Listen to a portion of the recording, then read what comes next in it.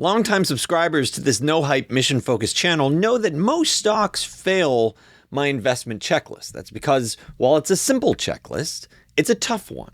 And this, whether or not it's a trillion-dollar company or a nano cap, I'm looking for the same things: management alignment, obvious growth, compelling valuation, so that no matter what the macro is, no matter how turbulent it is outside, if I find companies that can pass this checklist, I'm eager to get involved. One company that a subscriber called out to me is Mndy.com, Mndy, and it looks like it passes the checklist. Not only that, the stock has been sort of in the Wall Street penalty box, and now they've announced that they're aggressively looking to repurchase shares for nearly 10% of the company. So this is a very interesting development, not quite 10%, but almost. So when you see these developments where you get the management alignment, founder-led, the co-CEOs, co-founders, you have tremendous growth, an intriguing valuation. So we're going to talk about that. So this video is going to go through these key components to sort of Let's explore why or why not I think it does pass the checklist. I'm going to welcome your feedback in the comments below.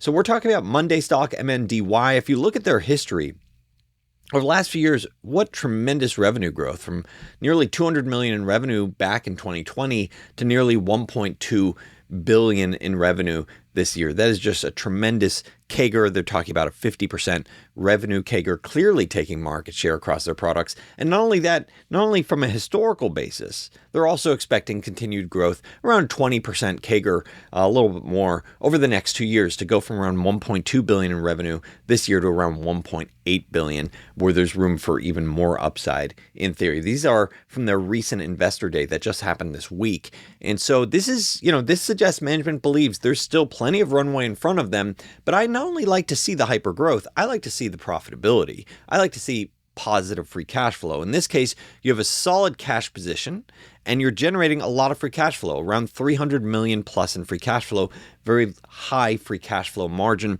It is worth calling out that most of that free cash flow comes from the fact that you have stock-based compensation and you have favorable working capital with this business. It's not necessarily from GAAP profitability. However, free cash flow is still free cash flow. There's a little bit of a dance between shares being issued and then possibly shares being bought back.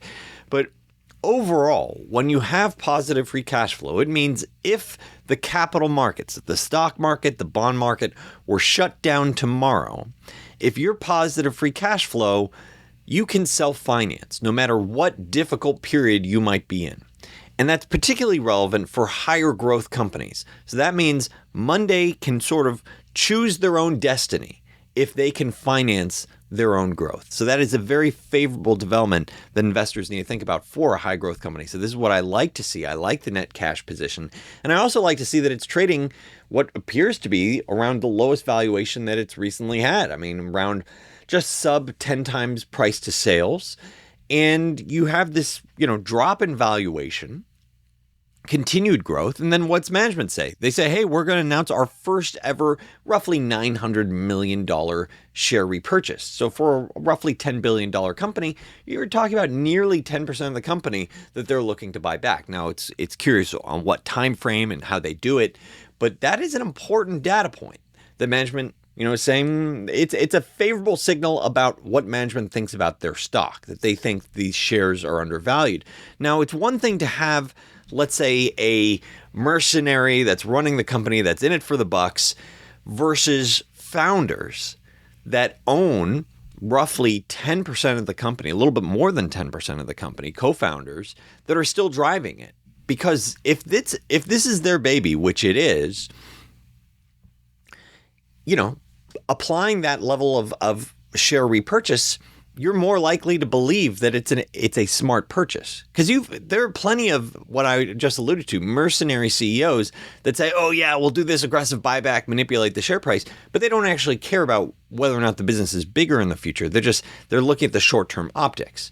So when you see this type of alignment, co-founders still running the business, huge stake in the business, then saying, yeah, we think we should take the capital, the sizable cash position, take roughly half of it to buy back stock, I think that's a favorable development. So we have management alignment, we have overall a very high quality picture here. And this is from Flash, free to use AI assistant. See the link below. I'm the co-founder for Flash. And there's a lot to like here. It's, super high quality score. The only things that are really holding it back are the track record. And so that's looking at how the stock has performed, arguably going from a very expensive valuation to the current valuation, and alignment. And this was just because the AI got confused on being able to look up for a foreign security where it's, or for a company that has let's say a headquarters internationally, how do you find the insider ownership? So it got a little confused there. But otherwise, I personally think looking at these developments, it actually should be closer to a 9 out of 10. I agree. The main point that's holding it back probably is the track record, where enough investors have been burned. But looking at, a lot of key things like market position, financial health, profitability, I'd say, is improving, growth outlook. These things are largely in line with how I'm thinking about it. So let's take a step back, understand, what does Mndy even do? So it started, I really, the heart of it is work management. And so the way to think about that is it's a visual workspace for running tasks, projects, and recurring processes within a company. Think spreadsheets, dashboards, and automation in one place. So the ownership of a project or a process or a task, it's very clear. Who's responsible? You can't just say, oh yeah, it was Jimmy's fault that this wasn't delivered. It's not my fault at weekly, hands-on meeting. It's all very transparent. Okay, where are the potential bottlenecks, with the organization, and how did the different pieces tie to each other? And so it's very clear what's blocking, let's say, the company from continuing to exceed. I think this is a super important point to just pause on, to think about the value here, is that you have something that's deeply ingrained in a business. It's very inside the kimono of a business. You see the people, you see the processes, you see the projects they're working on. There's a lot of pain points in there. And so I would argue, there's a lot of upselling opportunities if you're able to leverage, let's say, some of these new revolutionary technologies to say, hey, we might be able to help you with your job. And that is, that is going to be a key growth driver in just a second. So work management, they say it's around a $60 billion market. So they think they're just scratching the surface, around a $1 billion ARR, annualized recurring revenue. And what's interesting is they're not just selling to, let's say, the Coca-Colas of the world, which is one of their customers. They're selling to companies of all sizes. If anything, it's actually the small companies, the small and medium companies, that represent the lion's share, or at least the biggest piece, around 40%. Mid-market is another 34%. So the enterprise, the big institutions, are only 24%. That is quite interesting for me to see. I also see that Gartner has covered sort of who they compete with in the work management, software space. There are definitely a lot of players in there, but they are the leader, it appears. Now, this is what I was just alluding to, which was, you're inside the kimono. Can you, find, something interesting to do? Can you find some interesting projects? And this is where they're saying, look, we're taking AI and it's looking to help do the work. We've gone from managing the work, helping you see the processes, to helping you do the work. And this involves, multiple different new, effectively upsell solutions, from Mndy Service, Mndy CRM, Mndy Dev. And some of these products are growing even faster than Mndy did in terms of from a first, over the number of months from the first paid customer. So it's interesting to see that in just a couple of years, their CRM solution, so effectively competing with Salesforce, customer relationship management software, has grown to around $100 million. And so Salesforce productivity and management, marketing campaign automations, customer service, with services, that business, and these are all the addressable markets. So you're seeing them make steps saying, we see your processes, let's help you with your pain points. That approach is rapidly expanding their addressable market, because you're going from work management solution of around $60 billion to closer to $160 billion when you layer in these other things. For example, if you go into IT operations management and internal ticketing, so competing with, let's say, Jira or Atlassian, saying, hey, maybe this can be part of the process. This can be part of the solution. So this is very interesting. Now, I would argue this is a function of this very tough new development, new space in terms of why a lot of software stocks have come under pressure is AI. There's this thing called vibe coding where you take these revolutionary models, revolutionary AI models, and they're all pushing to become the best coders in the world. And some of the data suggests that these AI models have become the best computer programmers in the world.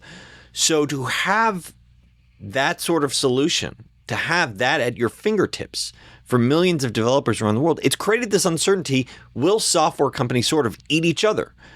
And, will let's say the sales forces of the world come under pressure as other upstarts try to say, hey, well, why not sell at a fraction of the price? We can easily build a similar product. Why not? So you want to find the AI, winners in this environment, recognizing this is going to likely be an environment of a significant uptick in disruption. I would argue, looking at this, this framework of new products that they're looking and starting to roll out, and they've already proven that they can go to market, that this reflects there's a lot of potential that Monday is an AI winner in the years ahead, especially as you've seen CRM grow so quickly in just a couple of years to already $100 million in revenue. So this is why I would argue Monday, sort of jumps out as obvious growth potential. So there is this uncertainty with AI. Arguably, they're potentially a net winner. But them saying, look, only 6% of our accounts have 2 products or more. If they can cross-sell to 40%, then you're talking about, significant growth potential. In addition to the fact that when you look at the existing work management market, which is very big relative to where they are, there's still, let's say, teens growth potential just from that alone. At least I think that's the framework in which they're thinking about this. So the upsell really sort of supercharges their growth. So the question is, where does Monday go from here? First of all, none of this is financial advice. I don't own a stake in Monday, but I'm thinking about it. Also, quick plug, Justin W., a premium unrivaled subscriber, recently wrote, thanks for the great content you've been putting out lately. I've really enjoyed learning from you about investing over the last 4 years that I've been a member. I love hearing that. This follows Sam L., a premium subscriber, who said, really get a lot of value from what you share and the way you share it at Unrivaled Investing. I'm trying to share compelling investment ideas. Prices are going up in October, so now is the time to lock it in. That's particularly for the premium tier that prices are going higher. So when we look at this checklist, we've talked about management alignment, founders, co-founders owning 10% of the company, more than that, doing a buyback when the stock's low. These are the types of things that I like to see. Obvious growth, I would say, seems very likely. In terms of compelling valuation, that's the one that we're going to want to think about in just a second. Blow-up risks, I would say, are somewhat mitigated because they have such a large cash balance, that $1.6 billion, and they are generating, $300 million in free cash flow per year. So largely looking at this, and I'm saying from the Unrivaled Investing, the Unrivaled Investing checklist, most companies fail. It looks like Monday is pretty darn close to passing. We just need to review that compelling valuation part. And part of the reason why I brought, this even really got onto my radar is that just earlier today, I was calling out a company that I was buying that passes this checklist. It trades at about half the valuation as Monday does on a price to sales basis, higher growth actually, than Monday. But, subscribers have called it out. Hey, because I reach out and I say, hey, folks, this is my process. If there are companies that meet this process, I'd love to hear it. And one of the companies that folks know that this is what I'm looking for, this is one of them. So I'm excited to put this in our exclusive Discord section that covers these companies with the management alignment and obvious growth. And so let's talk about the hypothetical framework, how we can think about how it might perform in the years ahead. Once again, as a hypothetical framework, stock prices go higher or lower. It depends on their execution. It depends on, market sentiment. It depends on external variables, but this is my best guess on where it goes in the years ahead. So just shy of $200 per share, actually just above $200 a share. So around $11 billion market cap. growing incredibly fast, around 1.2 billion in revenue they're expecting this year. That's shy of 30% revenue growth. The question is, what do they grow at in the years ahead? And I use a per share diluted rate here, so it might be a little bit lower than you'd normally expect, but still 14 to 22% I think does give them a lot of credit. And then the question is, well, what's the right multiple? Is there a risk that you have more AI disruption in the years ahead, and thus you might warrant a lower multiple, let's say 5 years out? And so I'm assuming in a conservative scenario, let's say 20 times.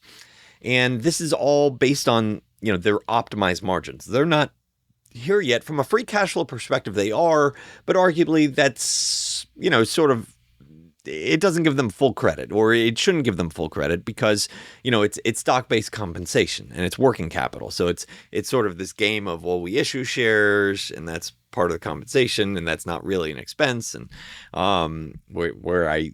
stock-based compensation very much is an expense. And so looking at this framework, roughly getting to $10 to $30 billion in core business value over the next 5 years, that's the framework. And then you have to throw in the cash that they currently have, and let's say the cash yield that they could use. Let's say they want to just spend their free cash flow. They don't want to actually use their balance sheet. Well, then they could buy back 2 to 3% of the company each year just based on the cash flow that they're generating. So based on this framework, I actually think this is very reasonable. And so this is why I'd say Mndy does pass my checklist. Is, while I wouldn't put in the deep value category, I would say for a company trading at, let's say, sub 10 times sales, price to sales, but around 30 times ballpark free cash flow. I already talked about my reservations with using free cash flow, but it is free cash flow. So that implies about a 3% yield to shareholders. They're going to be using a chunk of that to, buy back stocks. So maybe it's really a net closer to 2% yield for shareholders. But then you're getting the somewhere between, let's say, 14% and 20% plus type of growth over time. And then you have the framework that you have these co-founders. They see the problems for tens of thousands of companies. Do you think that they can continue to grow these new AI-powered solutions that might take share? So I think I haven't pulled the trigger on this. If I do, I'm going to call it out to my subscribers at unrivaledinvesting.com. I think there's enough, open questions here that might warrant, a follow-up, maybe exclusive video for my subscribers to talk about, why it's sold off and the opportunities that they have in these other products to take market share. Maybe, why is their CRM growing so fast? Because saying this is their fastest product to launch, or that it's grown to 100 million in revenue in just a couple of years. These are interesting data points. So just to really explore, does this business have the legs to just keep compounding at, let's say, 20% for the next decade? Because if you have that type of confidence, then, a 20%, even if you pay a rich multiple, if you can find a business that you are super confident can compound at 20% for the next decade, grow its revenue, grow its free cash flow at 20% for the next decade, it's generally harder to lose money because that's strong fundamentals. When you're saying, even if there's a recession, this company's going to keep growing at a very attractive clip. So that's what I'm looking for. I'm looking for these, quality growth businesses where hopefully I could buy it at what I can sort of justify as a fair valuation, or even if I'm thinking in a low case, what is the minimum growth? What is the minimum margins that I would need to sort of pencil out to justify? What is the minimum multiple that I would need to justify to get that return? And I suspect Mndy could be able to hit this over the next 5 years. They're certainly targeting what appears to be more than this, because they're saying 20% plus revenue growth for at least the next 2 years, whereas here I'm saying closer to 14%. And arguably they're already here in terms of margins. They're doing above 300 million in free cash flow. So you could argue the low case might be overly conservative. And in that scenario, you're talking about a single digit type of return. So overall, I like the setup with Mndy. Most companies fail the checklist. If you know a company where you believe A, it passes the checklist, or B, you just think it's extremely likely to compound, growing its revenue at 20% plus for the next decade, I'd love to hear it in the comments below. I hope this video talking about Mndy has been helpful for you. I'm grateful that you're watching. If it's been helpful, please make a point of hitting that thumbs up, hit that subscribe button. You've been watching Unrivaled Investing.